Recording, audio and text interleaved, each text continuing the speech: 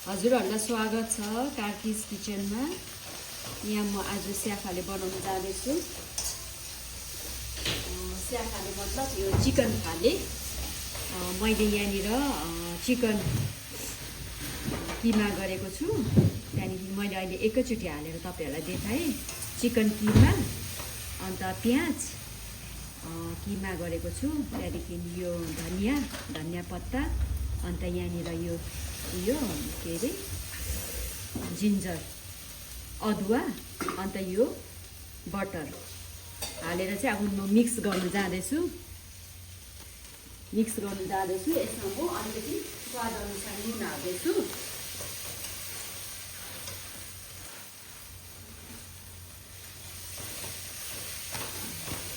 अब यसलाई मजाले मिक्स गर्नुपर्छ। अब यसलाई मजाले यसरी मल्नुपर्छ हो। अदुवा, धनियाँ, प्याज, बटर हालेर चाहिँ यसरी मजाले मिक्स गर्नुपर्छ यसलाई।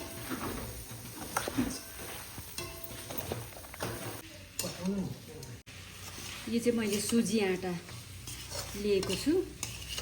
सुजी आँटामा मैले हल्का नुन हालेको छु। अब यो मुछेर चाहिँ एकछिन राख्नुपर्छ।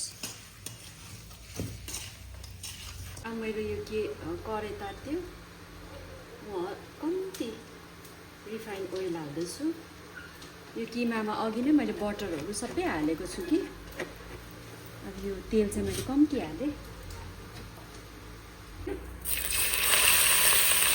अब रेडी छ सबै मैले मोलेको छु यसमा।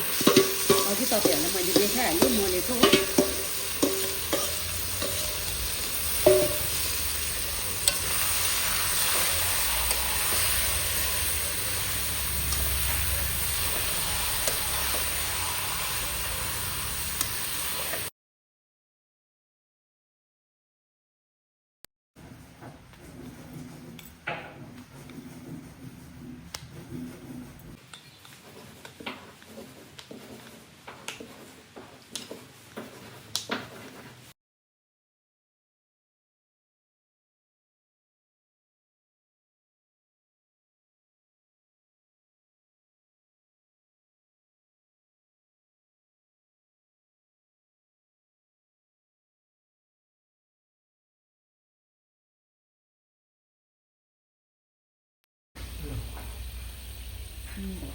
अब म यो तेलमा यो स्याफाले हाल्दैछु। अब फ्राई हुनुपर्छ यो रातो भएर।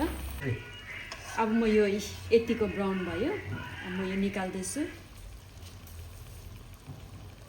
के भयो, हजुरहरूलाई कस्तो लाग्छ, के लाग्छ है, कमेन्ट सेयरहरू गरिदिनुहोस्, सब्सक्राइब गरिदिनुहोस्।